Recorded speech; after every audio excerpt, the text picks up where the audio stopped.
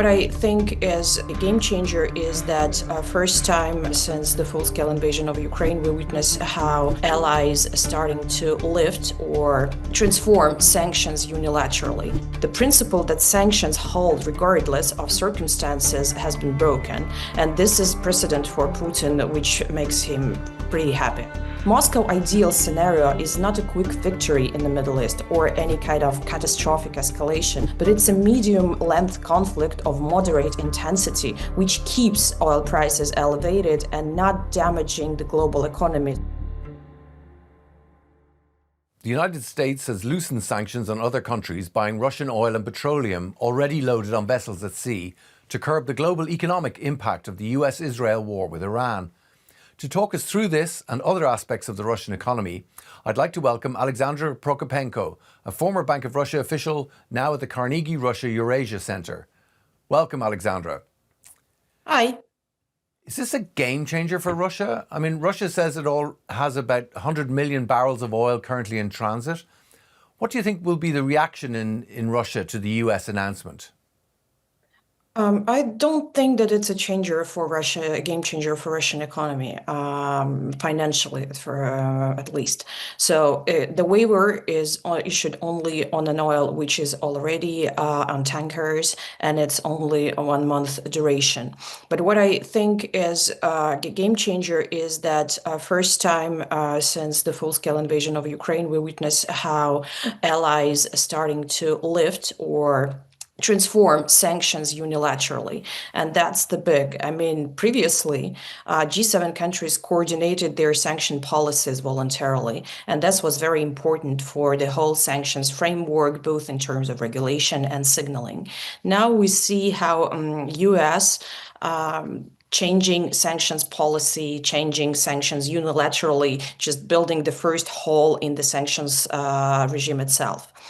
Broader relief, so far as I know, reportedly is under discussion. The EU next sanctions package is quietly shelved. What's interesting that Moscow didn't lobby any of these measures in particular. So the West did it to itself under domestic price pressure and probably price pressure ahead of the midterms. The principle that sanctions hold regardless of circumstances has been broken. And this is precedent for Putin, which makes him pretty happy, I think.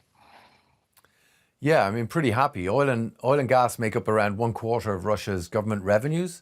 And some estimates reckon that oil above $100 per barrel could potentially add $4.8 billion monthly to Russian revenues, which would be a big boost to the Russian war chest. Russia must be very happy right now. I don't think that there are just corking bottles of champagne in the Kremlin, because in parallel in Russia, we witnessed a discussion how they're going to proceed by 10% of unprotected budget cuts and changing fiscal rule, which is important for budget. So they will cut off the oil price break even from $59 now well, it's a matter of discussion. The different figures comes from Russia, like 55, 50, or even 45. So Russian government are quite cautious about this potential oil bonanza, and it's also very important always keeping in mind that for Russia is essential not the oil price swings, which could look scary or really pretty favorable in terms of in Putin's eyes, but for how long this oil price will persist. So now Russia makes near $150 million per day. But we saw at the very beginning of this week, oil prices above 100, then it went down. So the swings are, so the price is extremely volatile. Moscow ideal scenario is not a quick victory in the Middle East or any kind of catastrophic escalation, but it's a medium-length conflict of moderate intensity, which keeps oil prices elevated and not damaging the global economy so it wouldn't fall into a recession, which damages Russian economy either. So yet, my assessment of Kremlin gains is that they're still on the political domain rather than on economical ones. I mean, as well as the economic aspect, there's strategic risks here, right? I mean, Iran is a key military ally for Russia. At what point does the potential loss of Iranian military support, like drone and missile technology, outweigh, say, the economic gains from higher oil prices? Iran was never a key military ally of Russia, frankly speaking, and I think and Russian losses are quite little. So the relationship was always transactional. It was like a marriage of convenience, but not strategic. Bilateral trade was under, I guess, $5 billion per year, which is nothing compared, for example, to China, whereas to over 240 billion per year. Russia no longer needs Iranian shaheeds. It now mass produces its own versions domestically.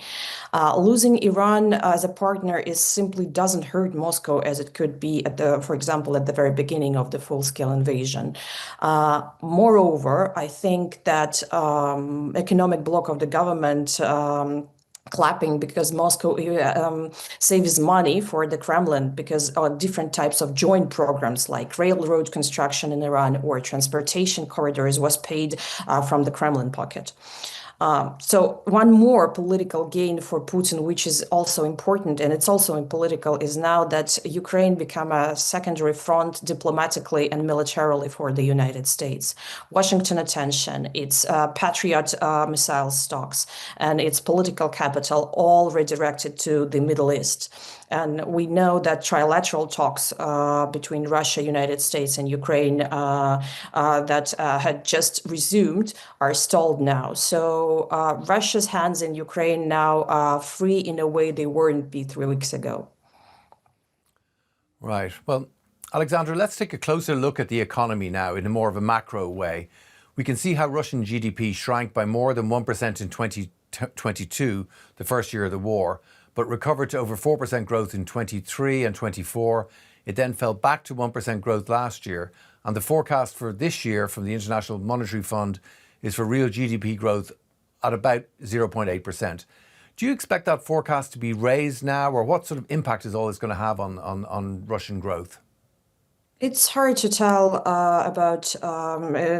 it's hard to tell for to which extent the growth forecast would be revised. I think it's definitely so because we know very little how long the conflict in the Middle East will last. So it's not yet a game changer for Russian economy. It's Russian economy is still there where it was 2 weeks ago, 3 weeks ago before the conflict. It's still in the death zone and it's not started yet. It's climbing back.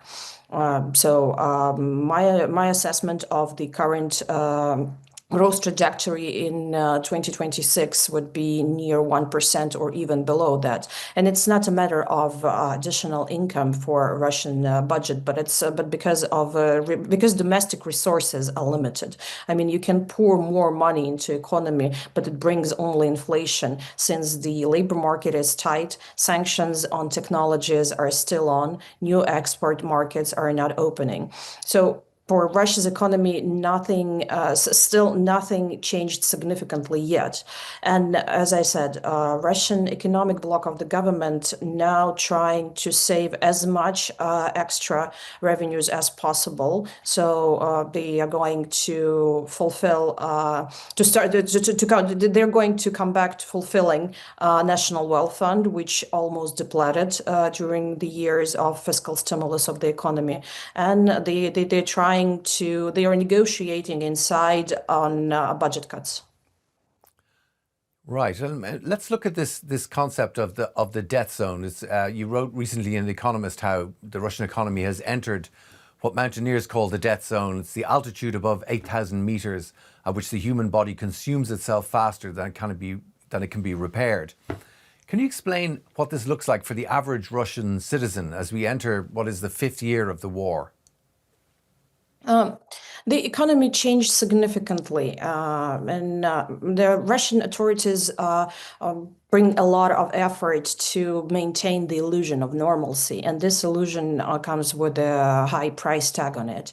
But you see, we already discussed that that there is not enough resources for the economy to continue developing. So not enough labor resources, not enough financial resources. and technological development is also limited. The economy during last 4 years structurally changed, so it's split into two very unequal parts.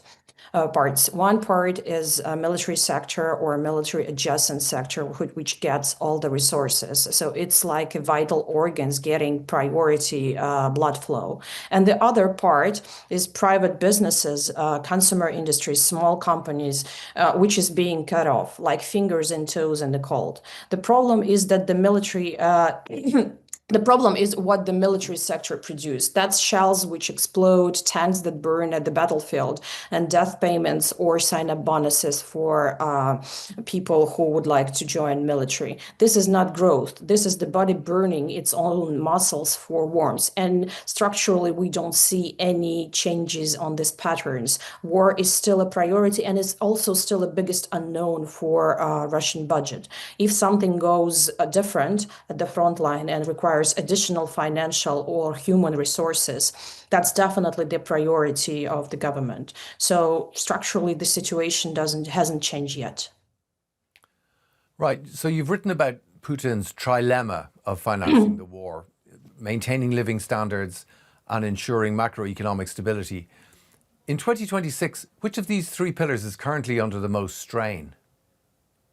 So Putin put all in to financing the war because we cannot consider the situation when the key rate is 15.5% and inflation is 5%, well, a little bit above 5%, and all internal contradictions within the Russian economy as a so-called macro stability. So there is no stability yet. It is a negative equilibrium which waits the pendulum swing and turns into something new reality. And living standards are eroding, and it's eroding visibly. You see, you're probably familiar with a different announcement from Russia that, for example, Moscow stays without mobile internet last 6 days in a row. And before 2022, Russia was on the sixth place in the world on internet connectivity, and now Russia is on the first place on internet shutdowns. This is a visible eroding of living standards because when you don't have internet, it's not about searching or entertaining yourself, but taxi services are not working, banking apps are not working, or even you cannot call to and open the door gate because Internet of Things is not working because there is no mobile internet. Second is less safety. Drones attack was not Russians never experienced drones attacks before 2022. Now it's an average 8 per day in different regions, and it's already a big internal discussions among insurers and industry how objects should be insured and how much industry should pay for anti-drone defense. The government put all burden on anti-drone defense on the shoulders of businesses, which is unexpected investments and unfavorable investments and unproductive investments either. That's second feature. So less safety is also a part of new reality. Disrupted payments. Of course, Russian businesses find multiple workarounds how to pay for goods for imports abroad and how to circumvent sanctions. But this put a lot of transactional costs on goods which are inside Russia. It's also this workarounds that's something different from what we get used to. For example, it's a simple chain of 5 to 6 middlemen inside the transaction, which increase the cost of the transaction and again create different risks that chain could be broken on at some point. And I can continue this list, but I think it's only 3 of this says how different is reality for the economy, how diverse is the economy. And so it's not collapsing. To avoid collapse, the economy must end the war. But ending the war doesn't alone guarantee recovery. Right. And I suppose against this background, I want to ask you about inflation, because ever since the invasion in early 2022, when it spiked to nearly 14%, Russia's inflation has been stuck at roughly double the 4% central bank's guideline. I mean, since then, things have been a bit of a roller coaster, briefly settling down, spiking again. What's going on with Russian inflation? It's going down, but the gap between inflation because of the high interest rate, because of the slowing economic activity. So it's really going down. But we are talking about basic inflation. The food inflation is less reluctant, so food inflation continue. Food inflation persists, and the problem here is that food is a big part of consumer basket of Russians. So here, central bank does a great job. Inflation is going down, but still people complain on prices since prices on tariffs are growing and since all living standards are eroding, inflation, even not so huge inflation bites. Right. And I suppose we could ask a similar question about the currency, because the ruble briefly collapsed to over 140 rubles per dollar in February 2022 at the start of the war. But since then, the currency has proven remarkably resilient against the dollar. It's trading at around 74 rubles it traded at around 74 rubles to the dollar at the start of 22, and today is at around 79 rubles, which is only like a 6% drop. Why is the currency proven so robust? So first and foremost, the government and the central bank doesn't have a lot of tools to intervene the current exchange rate. Second, what is important is that the market where the exchange rate set is become untransparent, not only for us, but also for regulators, since all exchange operations went to interbank and central bank got only results of this stuff, and then there are different and there are lots of options for players which are non-transparent, as I said, for regulator. Third, it's also important that the ruble exchange rate is now mostly determined by trade flows, and we see depreciation of imports because the economy is shrinking, and exporters are not bringing back the whole 100% of their currency they got for exports because their infrastructure also used for imports paying. So the whole situation with the current exchange rate is disrupted by sanctions, by actions of Russian players to create workarounds, and it's all affects the ruble exchange rate. The current level is not comfortable neither for importers nor for exporters, but it's still. But I don't think that the government has a lot of tools at their disposal to somehow to fix this, and they're definitely not targeting the certain level of ruble exchange rate. Alexandra Prokopenko at the Carnegie Russia Eurasia Center, thank you very much for taking the time today and for your fascinating insights into the current situation. Thank you.